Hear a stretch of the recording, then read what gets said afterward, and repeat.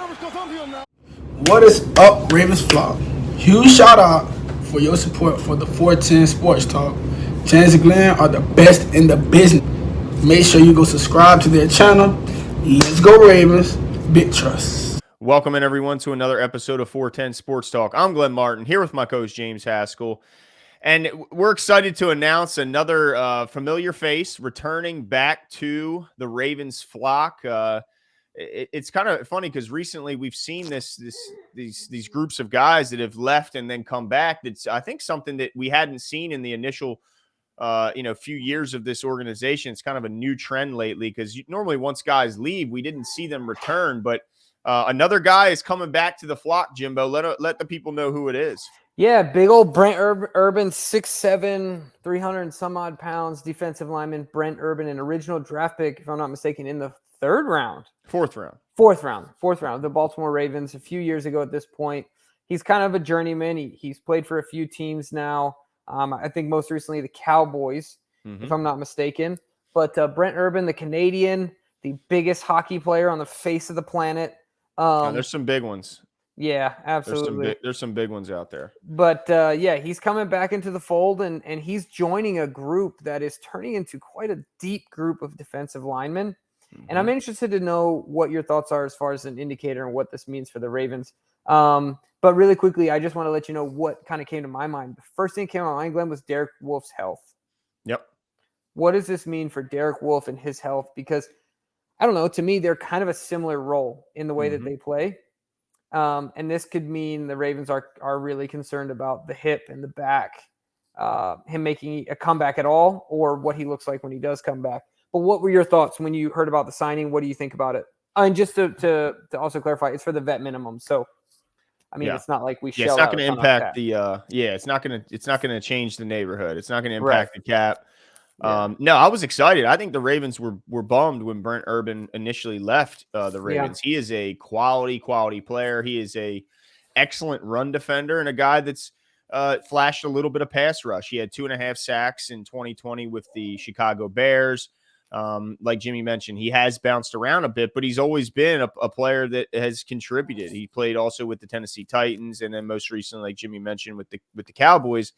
He is a plus run defender, and he is he'll get you a surprise pass rush every now and then. So he just screams a Derek Wolfe replacement to me because they needed to replace the tower that was Derek Wolfe, and it seems like they went out and got another big guy to do so. They have a bunch of depth now on the defensive line.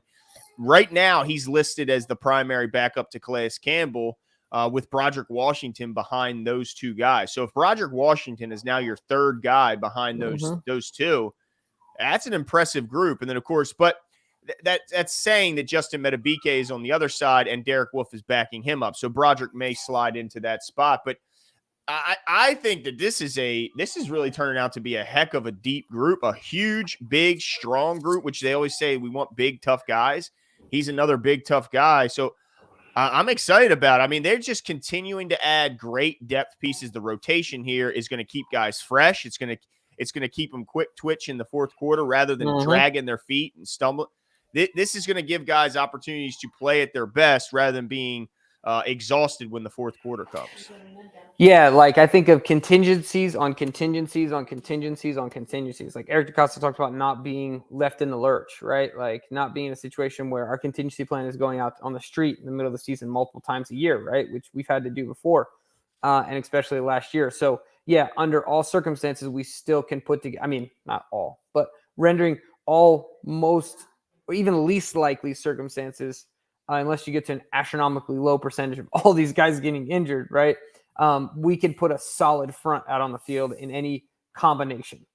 So it's going to be really interesting to see how this plays out. Like you said, I think this front could be really, really good. And of course that helps out PQ, that helps out Josh Bynes, that helps out the secondary, all of that. That even helps out the pass rush on the outside if we can get more from the inside. So, and then like you said, I mean, he's a plus run defender. We were, a great run defense team last year, and I don't plan on that being any different. So it's going to be interesting. I like good running backs, man. I mean, The only thing is, they got to cut one of these guys, because if you look at their history, I was looking back on their history. Yeah, think about all the DBs that we've got on the roster now too. You know.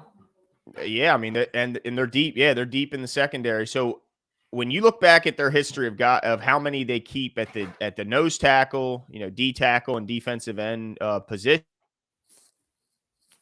it's usually so right now that would mean Metabike, Michael Pierce, Travis Jones, Calais Campbell, Brent Urban, and Broderick Washington seemingly would be the guys, but that means Derek Wolf's gone, Khalil McKenzie, Isaiah Mack, Rashad Nichols, Aaron Crawford. There's going to be a bunch of guys fighting for that last remaining spot. And if Derek Wolf isn't healthy and misses time early, then he could lose out on that spot just by default, because there's just so many quality players there.